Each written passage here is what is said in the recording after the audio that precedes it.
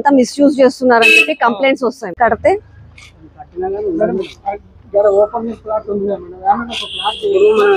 వేసుకోండి, ఏమైతుంది.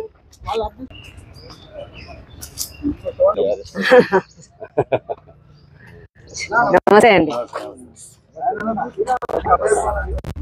HMDA incharge గారు కూడా. అచ్చా, సో మీరే ఇన్స్ట్రక్టర్ వీళ్ళందరికీ? అమ్మాయి ఇక్కడ మాకు షెడ్ ఇరుకైపోతుంది. 20 మెంబర్సే పడుతున్నారు. మాకు 35 నుంచి 40 వరకు ఉంది స్ట్రెంత్.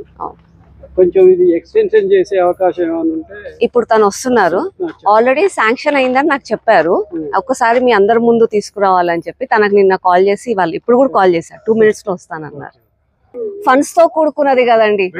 ఫంక్షన్ శాంక్షన్ చేయించే వరకు నా బాధ్యత. శాంక్షన్ అయ్యింది.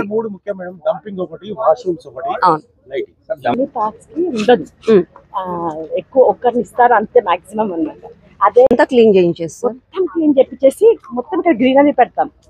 ఏవేవైతే రిక్వైర్మెంట్ ఉంటుందో ఇప్పుడు ఇక్కడ ఇట్లా ఒక ప్యాచ్ ఆఫ్ వర్క్ వస్తుంది అక్కడ ఇక్కడ.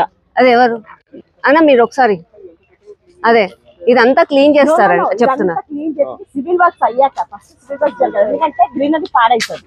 సివిల్ వర్క్ స్టార్ట్ చేస్తారు. కాంట్రాక్టర్ తో మాట్లాడాను. మీకు ఆ నెంబర్ కూడా ఇస్తాను. ఎవరు ఇంజనీర్ నెంబర్ ఇస్తాను. మీరు you can talk to that Ranjith అని వస్తుంది. అవును.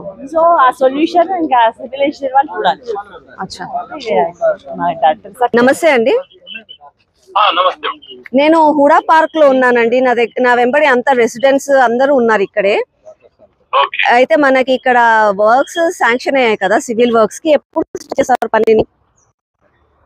ఆల్రెడీ ఏజెన్సీ ఫైనల్ అయింది మేడం. ఒక 2 to 3 days లో వర్క్ గ్రౌండ్ అవుతుంది మేడం. 2 నుంచి 3 రోజులలో. 2 నుంచి 3 రోజులు. Okay, will take more 15 days అనుకుంటాం. కానీ పని అయితే స్టార్ట్ అవుతుందా అండి? 100% అవుతుంది మేడం. మాక్సిమం 3 రోజులనే స్టార్ట్ అవుతుంది.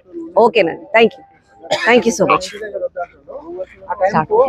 మీకు ఆయన నెంబర్ కూడా ఇస్తాను. లెక్క